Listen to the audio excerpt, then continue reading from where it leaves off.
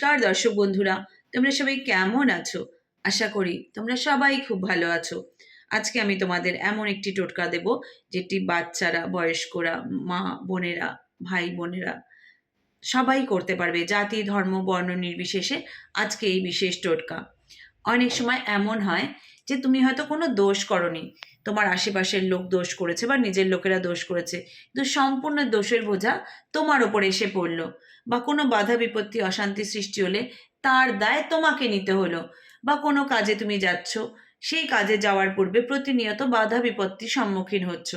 তখন কি হয়? তখন মনোবল তো ভেঙেই যায়, কিন্তু আশাও কিন্তু নষ্ট হয়ে যায়, যে কোনো একটা আশা নিয়ে কোনো একটা কাজে এগোনো হচ্ছে, কিন্তু কাজটা সম্পূর্ণ হওয়ার আগেই অনেক অনেক বাধা বিপত্তি বা এমন কিছু ঘটে গেল, কাজটা পণ্ড হয়ে গেল, যার দোষ এসে তোমার উপরে পড়লো।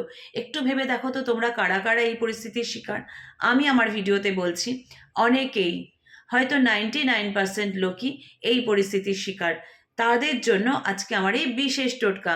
তাই সম্পূর্ণ ভিডিওটা প্রথম থেকে শেষ অবধি দেখো। যদি ভালো লাগে অবশ্যই চ্যানেলটিকে সাবস্ক্রাইব করো এবং অন্যদের জন্য শেয়ার করে তাদেরকে সাহায্য তুমিই করে দিও। জয় মা।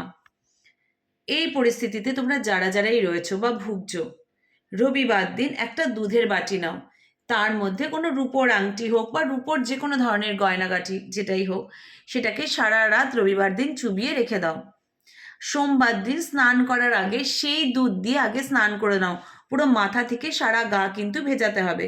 স্নান করে নাও, দেখবে এই ধরনের অহেতুক বাধা, অযথা কোনো দায় বা দোষের হাত থেকে তুমি কিন্তু রক্ষা পাবে। শুধু তাই নয়, যে সমস্ত বাচ্চারা পড়াশোনায় মনোযোগ দিচ্ছে না, খিটখিটে বদমেজাজি জেদি হয়ে যাচ্ছে, তাদের জন্যও কিন্তু আপনারা এই টোটকাটা অবশ্যই করতে পারেন।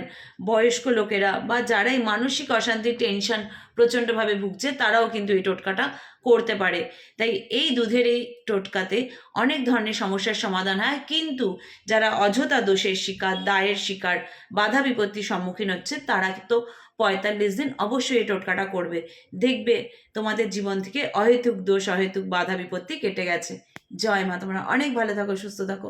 আগামী দিনে আরও ইউনিক কিছু নিয়ে তোমাদের সামনে আমি আসবো। জয় মা।